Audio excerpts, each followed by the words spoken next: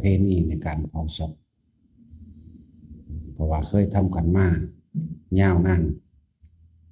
60 ปีแล้วหรือ100 มุกเวลาคนตายจังสิสมัยตะกี้หังยากเนาะคาล่ำแต่ว่าไหลตายก็เอิ้นตายโหงนอนหลับตายเอิ้นตายโหงตายอุบัติเหตุถูกยิงตายถูกฆ่าตายรถชนตายฟ้าผ่าตายเอิ้นตายโหงบ่ให้เอาเข้าบ้านเห็นบ่ล่ะ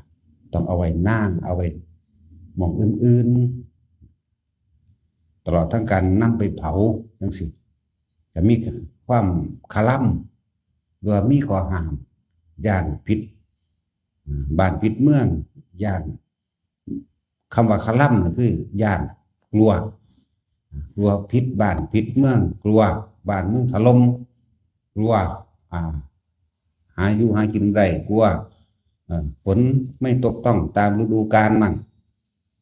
อดอยากแห้งแล้งหรือจะทำให้บุคคลผู้อื่นป่วยสืบต่อกันไปเรื่อยๆมั่งเนาะนี่คือประเพณีความเชื่อที่เคยเป็นมาเรื่อยๆความเชื่อกับความจริงคนละอย่างกันหนึ่งเพราะว่าเขาขาดการได้ยินได้ฟังธรรมการได้ฟังความจริงแล้วก็เขาขาดบุคคลผู้รู้หรือพระสงฆ์องค์เจ้าเป็นผู้นำทั้งจิตวิญญาณเป็นผู้นำทั้งนำเอาความจริงพระเจ้ามาแสดงแต่บ่มีผู้ใดรู้หมู่ภิกษุนักบวชทั้งหลายครับบวชตามประเพณีบวชตามแค่ว่าบ่ได้ศึกษาบ่ได้ฝึกงานปฏิบัติก็เลยเกิดกลายเป็นว่าแล้วแต่ชาวบ้านเฉพาะเฮ็ด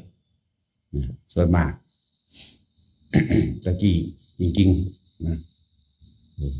แต่ว่าวันอังคารเผาบ่ได้วันขึ้นเท่านั้นเผาบ่ได้วันแรมเท่านี้เผาบ่ได้คือตามประเพณีความเชื่อของแต่ละหมู่บ้านนั่นบ่ล่ะเพราะว่าญาติฝนบ่ตกต้องตามฤดูกาลญาติโรคหาญาติโรคภัยไข้เจ็บต่างๆเข้าสู่หมู่บ้านญาติคนตายติดต่อญาติทุกสารพัดญาติและเพราะว่าเฮาบ่ได้ยินได้ฟังธรรมคือความจริงจากท่านผู้รู้ถึงแม้นว่าถ้ามีท่านผู้รู้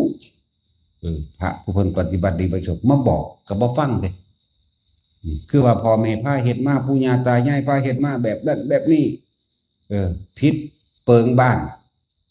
ผิดประเพณีบ้านในบ้านตัวเองล่ะเปิงบ้านแต่ผิดประเพณีจังสัตว์จังซี่สารพัดก็บ่ฟังเพิ่นก็แค่นั้นเด้ว่าเมื่อบ่ถึงนั่นปล่อยไป